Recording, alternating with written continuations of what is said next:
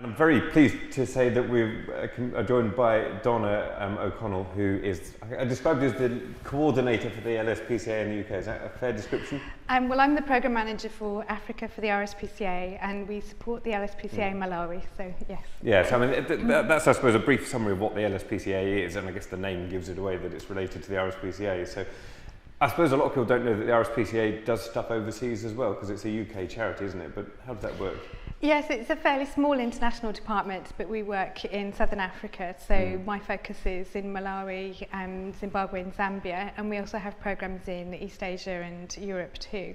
So I think you're right, it's often not well known, but yeah, we work hard in other countries too. And the LSPCA, where did that come from? Because I've been involved for a few years, but how did it actually sort of start in the first place? Well, it's a very interesting case with Malawi actually, because unusually for the region there was no animal welfare organisation there at all. So the whole country, nothing at all? None at all, none at all. So in 2008 we were approached by some colleagues in Malawi and asked if we would like to support the starting of a whole new charity.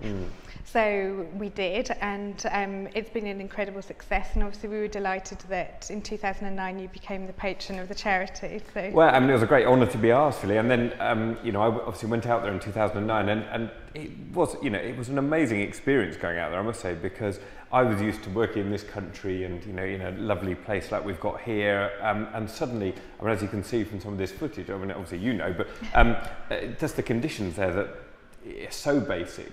But after I came back from that week, I felt I'd achieved more for animal welfare in that week than perhaps I would do in a month in the UK. But the focus of the work is quite widespread, isn't it? It's not just neutering animals. No, the LSPCA's remit is basically to promote animal welfare across the country. So their main focuses are on providing veterinary services and delivering animal welfare education. So it's probably quite a surprise to most people to find out that there's just a handful of vets in Malawi. There are probably more private vets working in your clinic than there are private vets in the whole of Malawi. It's just amazing, isn't it, to think, you know, if you've got a dog in Malawi, there are just no vets. It's not a question of just not being able to afford it or anything, there's no option, is there? No, it's very difficult. So that's also something that we're working really hard to improve. So LSPCA run mobile clinics in the communities to provide really essential treatments to dogs and cats for animals that would never otherwise see a vet. So, and when we were there, I remember doing an amputation of a leg on a puppy, and I guess without the LSPCA that would have just been left to die, wouldn't it? Exactly, and yeah, we made sure you got really stuck in very quickly. You were operating under a tent, like we saw with. I mean, I did feel that, as I said, I was doing more real gritty, frontline, effective veterinary work in that week than I do, you know, in a long time in this country. But and it's not all about companion animals. I suppose actually the word companion animals, it doesn't really work out there because they're all working animals. Even the dogs are guard dogs, really, aren't they? Yes, people don't perhaps think of animals in quite the same way as we have the luxury of thinking about our pets here. So as you say, dogs often don't sleep inside the house, and they are used much more as protectors of the family and of the property. But there's a lot of farm animals, aren't there? Sort of chickens, particularly, and pigs. I remember we saw like pigs just in people's houses, pretty much. Yes.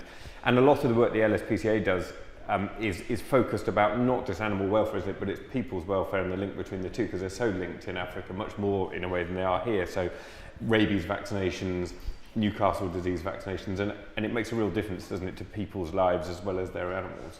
Exactly. LSPCA is very much concerned about ensuring that animal welfare is part of improving the livelihoods of the communities as well.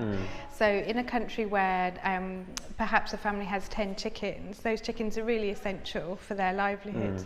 So we run really important programs where the chickens are vaccinated against a particularly fatal disease that can go through a whole village and wipe all the chickens out. So just by providing a very simple vaccination that goes into the chicken's eye and is really very cost effective, you can really support the whole community as well as ensuring that the animal health and welfare is improved.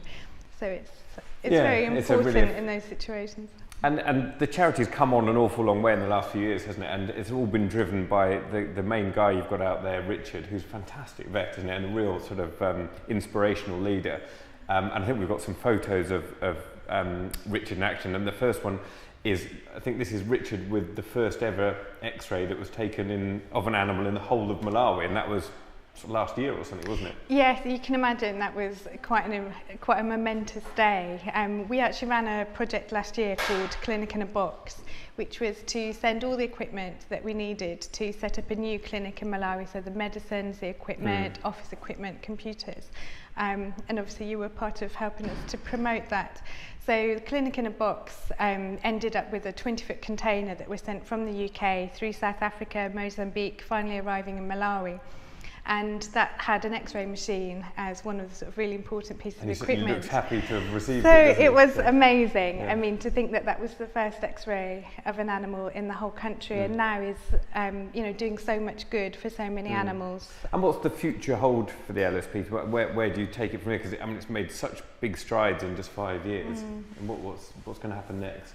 Well, the programs will continue to expand. You know, we're very fortunate now that we have the clinic as a base, and that's providing a source of income as well as providing a really essential service.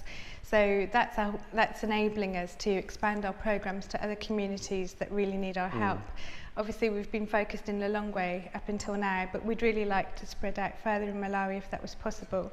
We'd go to all the schools in Lilongwe to provide animal welfare education. Focus, yes, very much so. We've got 2 education officers there. There's just, until the LSPCA was there was just no education of animal welfare and how to look after animals. And I remember when I was there, we went to a school, and just, you know, you just feel it's, you know, it's such effective work. You know, just spending half a day with the school is achieving so much, isn't it? Absolutely. There are 2 really wonderful education officers working with LSPCA, and they're visiting schools 3 times a week, and they've recently set up animal clubs, animal kindness clubs. So the teachers are participating in workshops, so they can then teach all of the children in the classrooms themselves. When you're talking about classes the size of maybe 100 children, you can reach a lot of children in one lesson, which is wonderful. Well, it's fantastic stuff, and I said it's, you know, it's really honoured to be a patron. And as a business here, Vets Clinic, we are really keen to support the work of the LSPCA, and we've been discussing just before we came on air about what we can do, and we're going to look at ways that we can raise money through the clinic, you know, offering our clients a chance to donate money and putting some of our proceeds to the LSPCA, which will be great. And also, you know, with whether we can donate some equipment and drugs and things. So you'll be hearing a lot more about our involvement with the LSPCA going forward. But in the short term, if anyone out there is inspired by what you've heard and you would like to make a contribution, we've got a link here for the LSPCA's Just Giving page. And every penny that gets donated to that will be very, very effective. It'll go straight to the LSPCA Richard out there in Malawi. So, you know, I'd urge you, if you've got a spare £1 or 2, to send it through to them, because it really is money very well spent. So thank you so much, Donna. It's been really nice to see you again and have you in on our show. And I'm sure we'll see you again and you know, update people on the progress of the LSPCA and our relationship and everything. Thank you. Thanks for all your help. That's a pleasure.